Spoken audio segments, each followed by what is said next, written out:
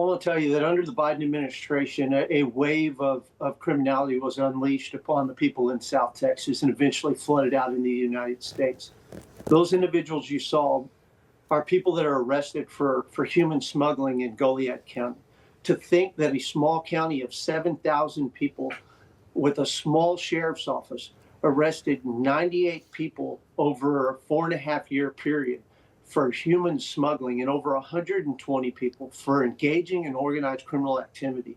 That is a phenomenal amount.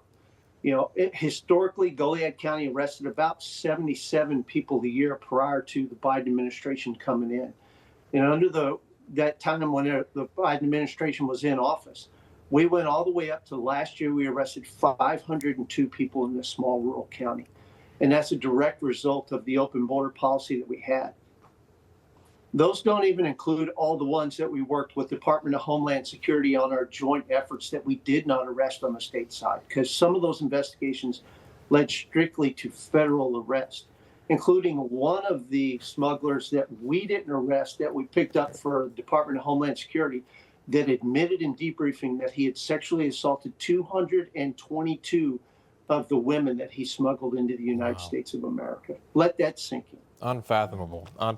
Rosa, listening to stories like that, and then also seeing the Washington Post put out an article today with this headline that said this: at an ICE Career Expo, thousands line up to defend the homeland. Goes on to say, so far, the Department of Homeland Security said it has received more than 130,000 applications. And if the hiring fair in this community wedged between Dallas and Fort Worth offers any indication, plenty of people are eager to sign up. Again, that from the Washington Post. Rosa, why do you think that is? That many, as proven by the numbers, 130,000 applications received. Why has this been so successful in seeing applicants?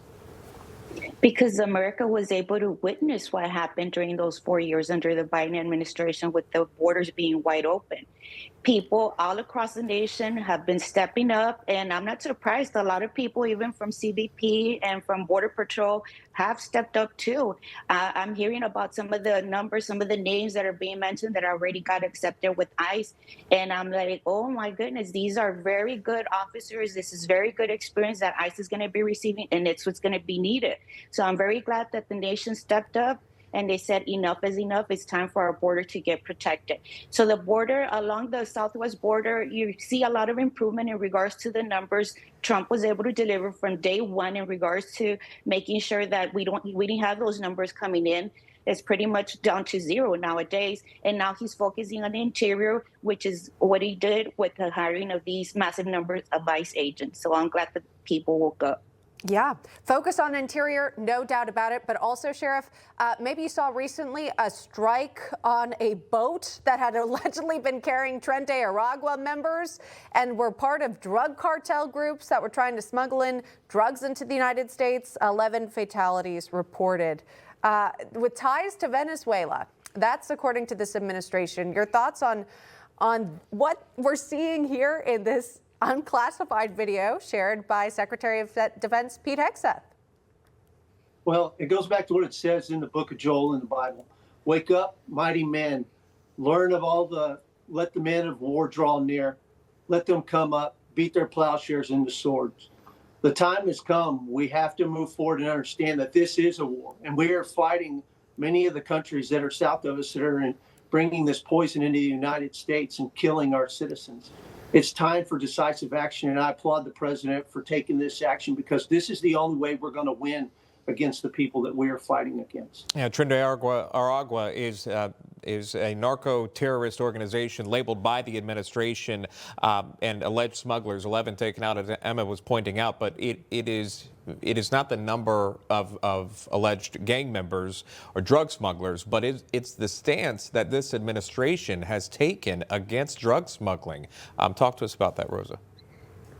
Yes, it's about zero tolerance. He's not going to put up with any of it anymore. We're not going to be having our officers being afraid of, what it is that they can or can't do. They already know that with this administration, they're going to be able to do the jobs that they were trained to do at the Federal Law Enforcement Training Academy.